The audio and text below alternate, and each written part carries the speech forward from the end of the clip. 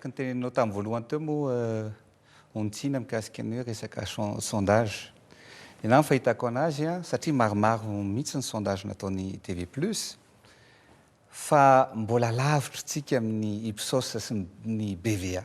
Io manahirana antsika satria manankirotana ho antsika eto Madagasikara mbola tsy mipetraka ny méthode, mbola tsy ananantsika ny fahaiza-manao ka manankirotana ny sain'ny vahoaka ny sondage ohatran'ireny satria izany teny anao zao nanaraka tsara mihitsy tamin'ny teninareo hoe tokony hilatsaka ve ny filohan'ny tetezamita sa tsy.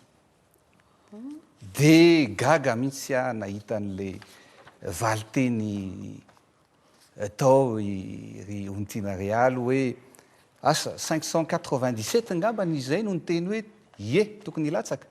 Fa 5000 mahery no niteny hoe tsy tokony hilatsaka raha tsy diso fa. Eny, tokony hilatsaka amin'ny filohan'ny tetezamita 637 ary niteny hoe tsy tokony hilatsaka amin'ny filohan'ny tetezamita 7,7 isanjato na 79,77% na tratra 3,70 sy 500 sy 2,000.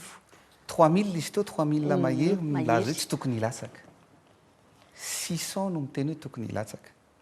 Za tsy anao défi anao fa afaka miteny hoe mba hasivoka eny eny amin'ny fokotany tamin'io andro dia ho hitanao ny valiny hoe firy no ilaza fa tokony hilatsaka. Zany hoe hita zany fa zay manam-bola afaka mandefa SMS no manao an'ireny zavatra, manao an'ireny sondage ireny ary manahirantsaina sy tsy azo inoana ary indrindra manankirotana ny sain'ny vahoaka ny zavatra ohatran'ireny satria mbola tsy matianina isika amin'ny fanaovana sondage.